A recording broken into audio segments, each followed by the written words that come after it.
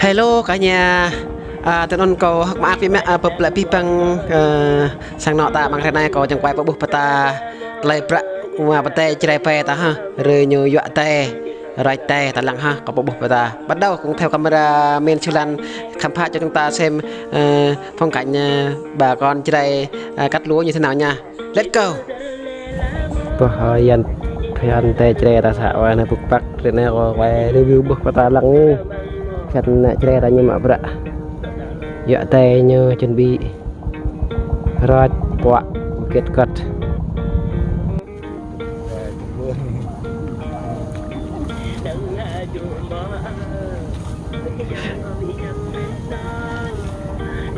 teh tekli hei dak rah ngin nih dak rah nih jauh ngin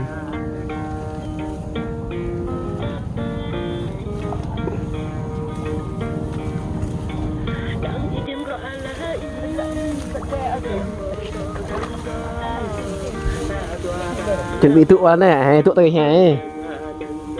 dựa tụ bạo hay là nơi có tiếng lan hả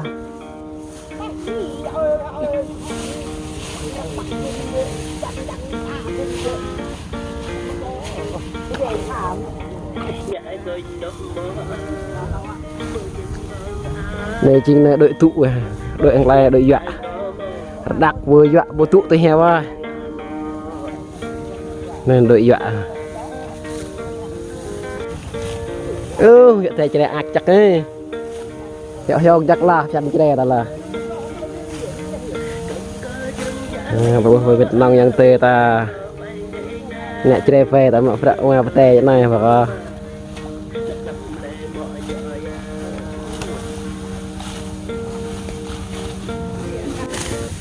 mà nên phục lắm tê cái này phương nhá nhau nè tệเลยý có nghe nói tệ băng bị ơi tệเลยnè qua gặp Allah tệ tập bạc nè lằng giúp Allah dân phan bạc nghe bát tê này ngu mới hiểu Allah nè đã cướp ta lằng ao hêm nên lừa thâu bị con có nó bỏ ta bị thấu nó lắc ao hêm này lên lên ở tè này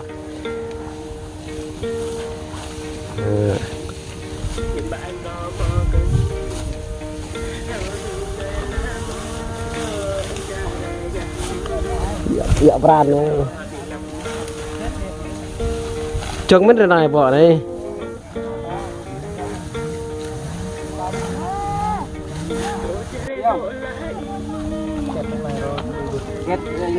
cắt đua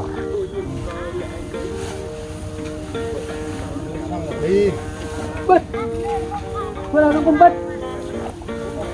nên có lẽ chơi văn hà luôn này còn ngày ở những hẹp chơi là như cái tháo rồi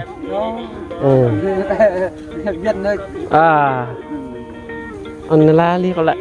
li anh có nghe chơi là bị ở lại cảm mong qua ngày tôi cho bạn chào tôi đẹp nè anh gặp ai tôi đẹp giống khắp lấp các bạn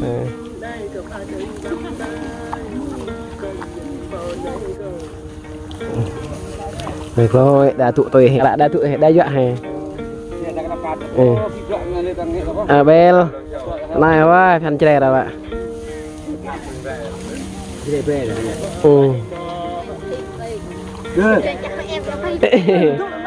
căng vào quay đập phim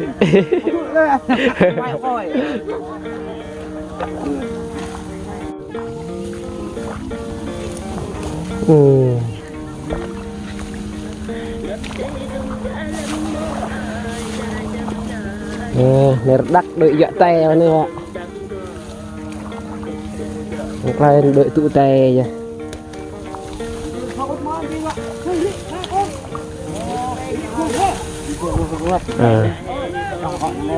ta gọn kêu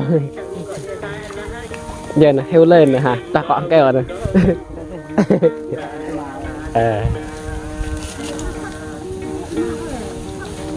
bu lại tịch ly nó cái tập nó nhẹ bị này tè tịch ly nghìn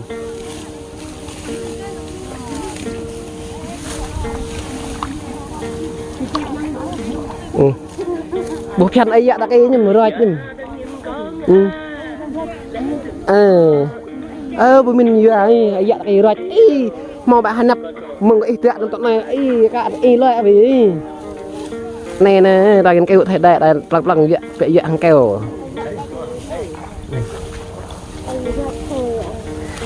cả tàn rồi cả tàn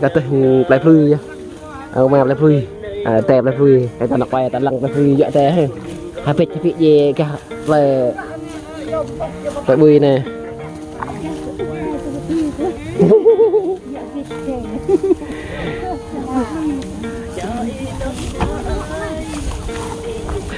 lăng tới ai tụ tè đây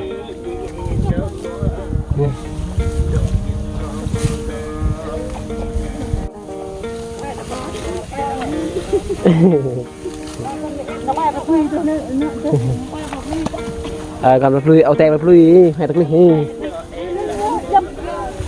dòng dốc mấy này là quay cái niêm thế, nhầm quay cái niêm nè chơi pe ta lăng cha phèn chơi ta cái này bị hiểu à?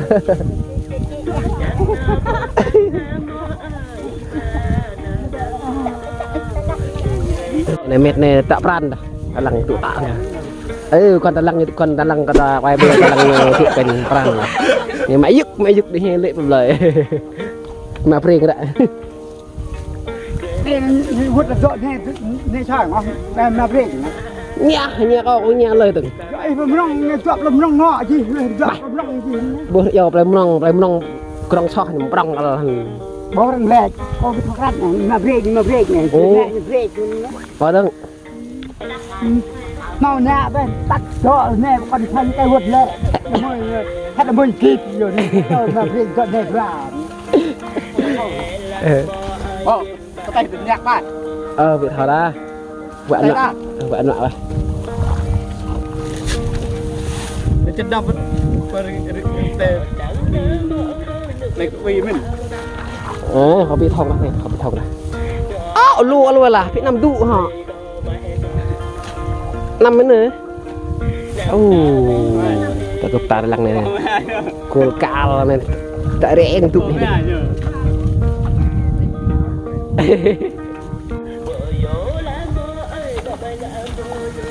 Sao cái nào mình toàn những giặc thề cái. Vừa có hả? Có hả? Chưa biết nên ta hai đừng tụ ép đây kan cho cái lăng yang kan.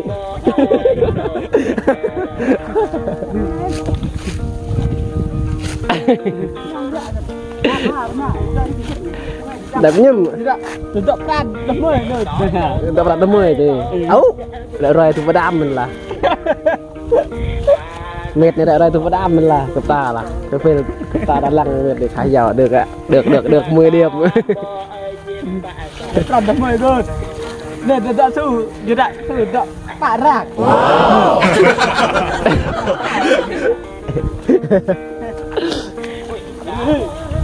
Wah, yang betul ada nih, boleh.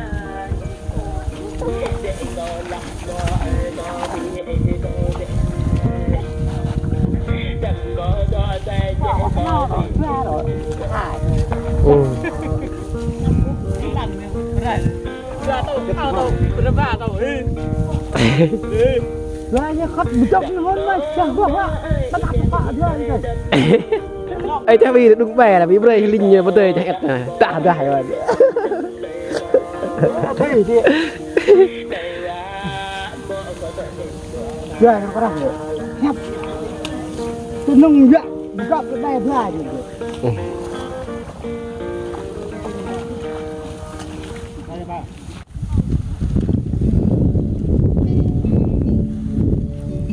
Amen. Được cái này. Má tao đã không sụ hàng Việt Nam ăn lời.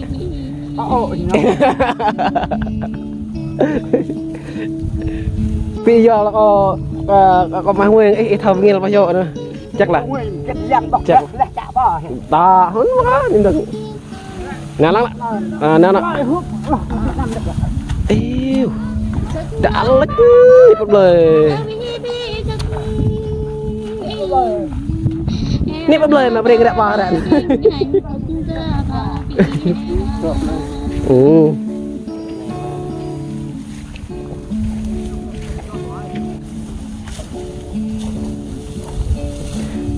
Tay như mình là họ để hết theo phao đến nơi mà có đánh chân mình nữa còn lắm hiểu hiểu đi cặp ta lăng hiểu chặt nè ra là bạc bỏ nhà nhàm chặt đi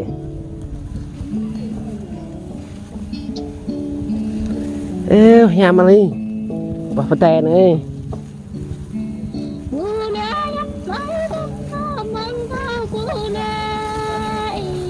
Nih.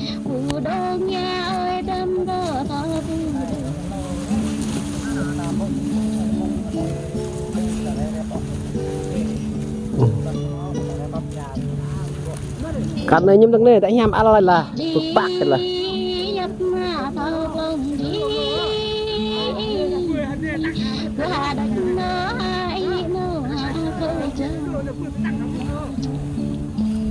Lên nhẹ video nó mới tăng mất nè. Ra mà chế phi tuệ nhưng mà rồi dạo video bị ran tụ video bị ran nó mới bị tăng.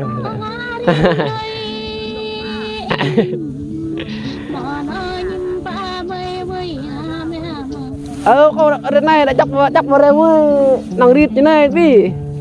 việc mà thời gian quay thì cho bị cái việc kết trong bức như vậy cho này hả nhưng tên mình chạy ạ quay nhưng mà nè ra lăng này nè cây mọ này giờ cây mọ con được cặp tả lăng là không mất đi dứt cơ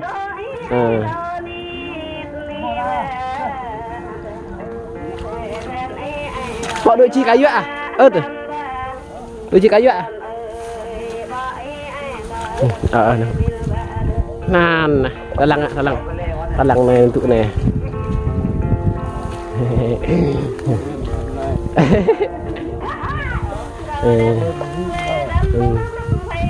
họ đi em thấy rồi nhầm nhắc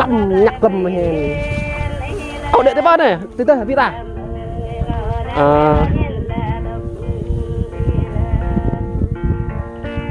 cái tầng này cái này cái phải lui ấy phải chọn đi bỏ anh cả đi vậy hẳn là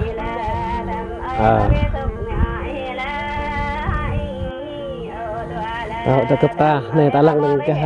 đợi này cái đợi nó vui rồi tay dọn tay là má mọc đang nhòng rong tụi tè này nó là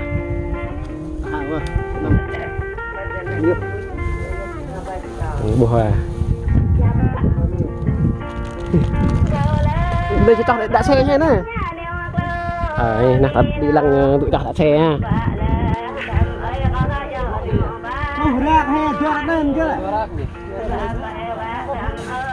nên như tụi bạn ơi là xe tên cho thằng cô lên hả nhưng thành chơi về thì hay nói đó tè này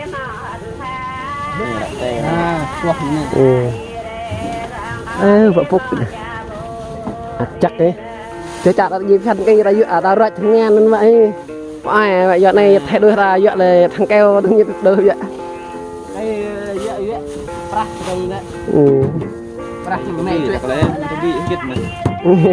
cái thao từng đấy rồi cá thao nghe có ơn từ thao nếu xạo nếu hiện nhỏ hơn đấy nè này chặt lần cái nắp chặt chết phập luôn chặt quay phập luôn nè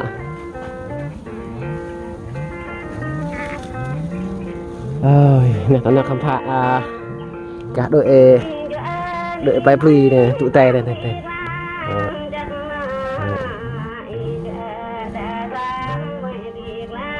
cả coi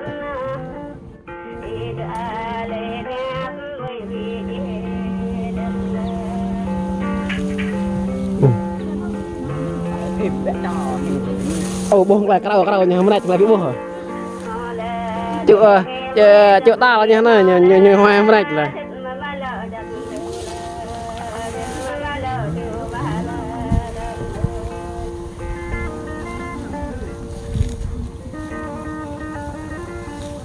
cái được là nơi cái nhà cho bỏ xe nhà lâu ấy nữa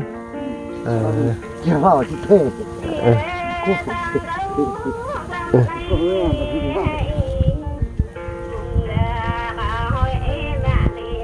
nè tiếp tục tao nó khám phá đội nhiều dọa tè hả nhiều tè này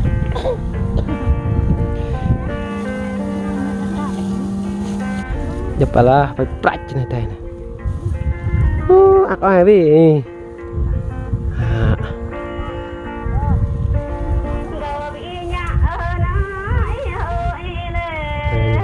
đội dọa tè ngắm hắc cọi tè cái cọ nó chị này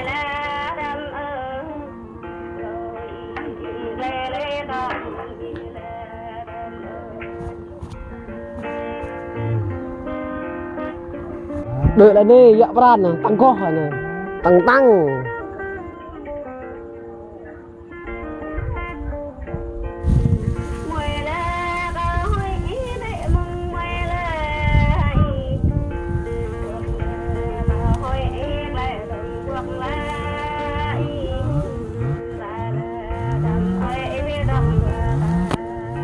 ini mah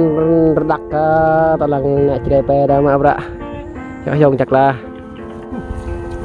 này nhỉ cây mọ vậy ơi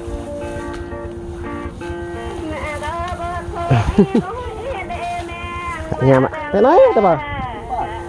thế nói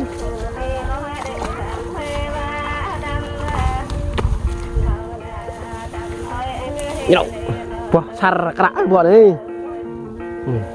sar là buat nhậu nhạ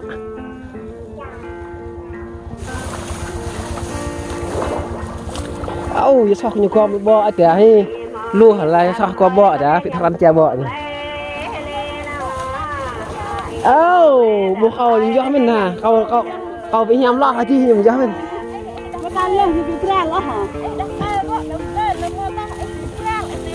làm như đại bố hả nó phải lắng nhau là ta đã quay lại chơi về mà vợ tè này nè này các bạn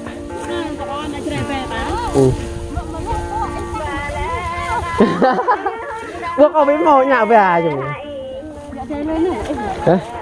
thì có re về tàu để đâm mưa re vợ tè chơi mới rít như toàn phương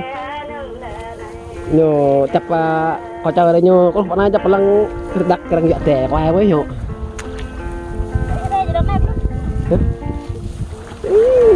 rút tụi tăng rút này này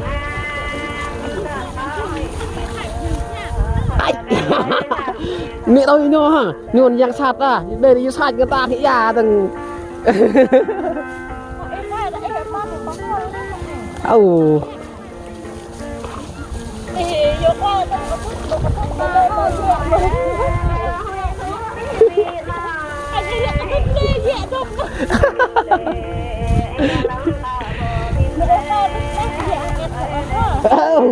ăn video đây nhỏ mà này đã ra này thì là dân pháp ấy quay một bên này kia đã lăn này nhỏ vô như vậy chân chè là những cái roi ta hợp đi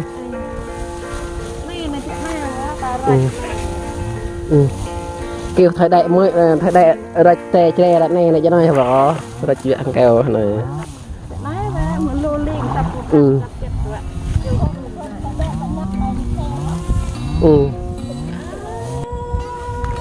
mình này đang muốn xe dạo các cái này nhau hay chút có lần này cái này tôi ốt chỉ là chưa lại là pê xe lẹt tôi vẫn đi nhụng như vậy nên trăm là brand à trăm túi té nhá ha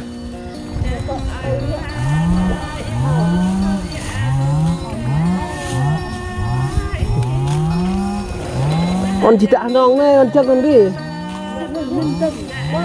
nè còng tay á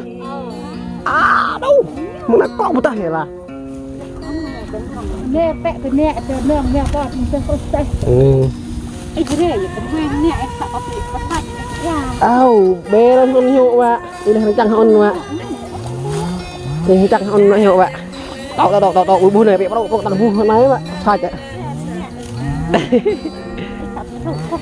mẹ mẹ sách thì mẹ có ta có ai bỏ nhìn bỏ một cái em như đã bọ mèo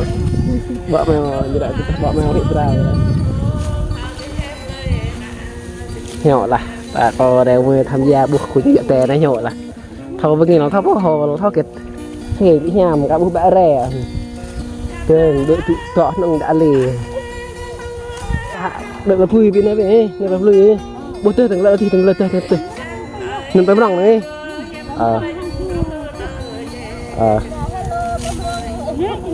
có con nào hello đây lòng nữa lô là thế này chắc có tham gia ấy bố mẹ đang dạ tè đấy xe đụng này tơ nó một tay cá được cứ tóc đi như vậy là xe đây một tay cá lô rồi dọa chừng hắn non này vì nên tăng to non tóc này to mừng gõ tay từng này dạ là bạn này từng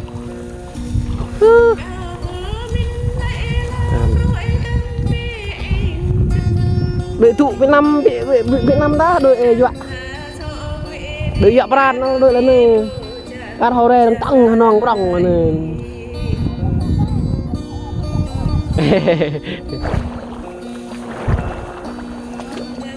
chết đấy hiện cáp à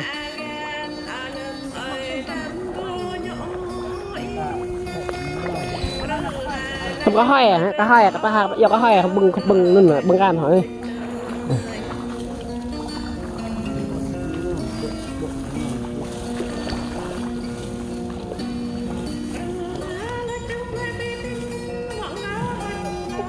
này nè ta nào lăng đội cái lấy món ăn đằng này dọa tè đằng này đừng lấy món ăn về lấy món ăn ở đây có bao đừng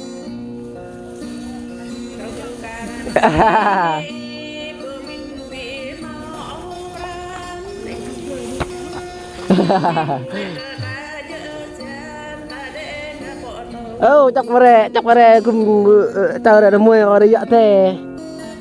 tươi to lại bươi nè bập cùng Việt Nam yang tươi ra chập tình cờ bập buộc như tự dạy về tè này khăn chơi về ra ta lăng hiểu hiểu nè nè ta lăng hiểu hiểu ngoài phật ngoài tè này này quá chơi về ra mà bạ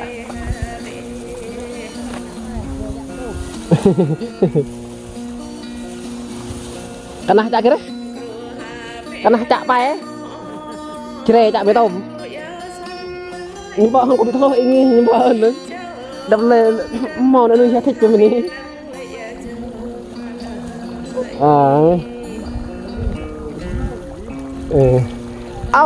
nó to bia ra lúc đừng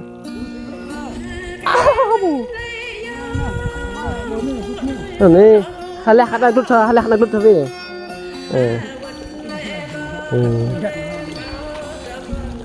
áo không có bị bắn này chị người ta đầm wow bố chưa nhang itu ada lagi dingin bohong lai ode nang kau ya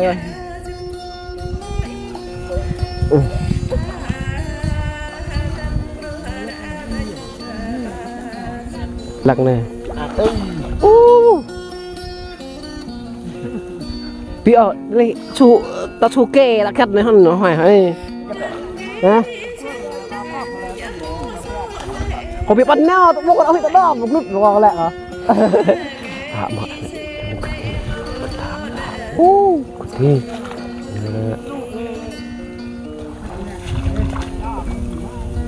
người bạp cái đạp đi rút cái này nhỉ hả cái phà lăng cái đây phải làm áp đạn này rồi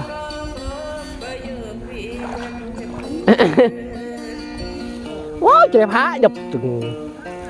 cái nó là ta chứ bị bạn hả kan cap per dah mơ dah kum dulu ya te tơi con nè tơi con tọa này bọc là bơi này rít nong rít này nè tên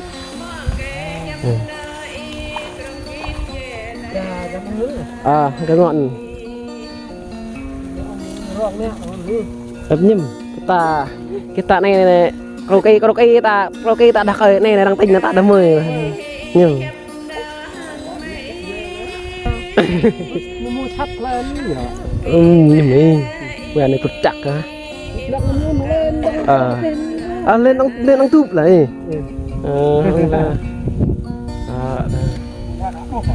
ôi lập chung hai chút con nào ấy nào đó mấy quá không mọ ăn bằng thao quạt nó bao đi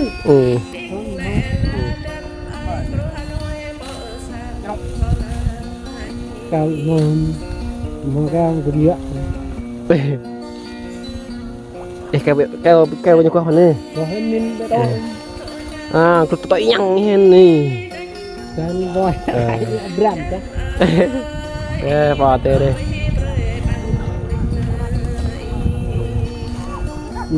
can thọ đang rút nó cái can đấy can cái cô can nung đang rút chắc mà thọ bao nhiêu đét á chắc là cha ya tôm xoé lắm lên là xinh nữa rồi cái xa đây hơn nè xả đại rồi bị nành canh can việc đấy là này là chắc là cô khóa cô kiệt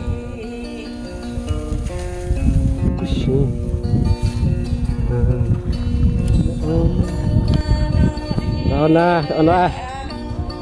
quay cho người khăn tre rồi nó khăn công bắt lại này là cái sen nòng tụ tè xem đây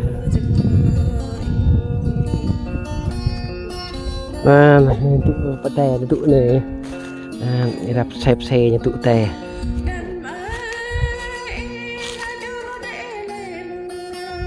xe này tao tung tần thường tao tung tần bà tao rưỡi đi này quá hiểu còn đang tê ra nên còn đang lẹ bảo tê vừa tụ vừa ô ra nhá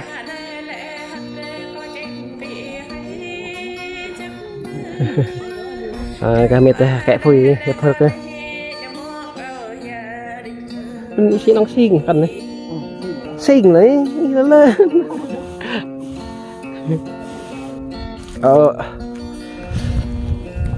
lẹ quá thế này quá lẹ lại mọi những cái nhằng bị thâu kẹt luôn bằng là có tao còn rơi còn quay thì thâu có cái đầu hả ăn xin tại hiệp phơi cũng lặng coi thôi à phơi rồi lẹ quá lẹ quá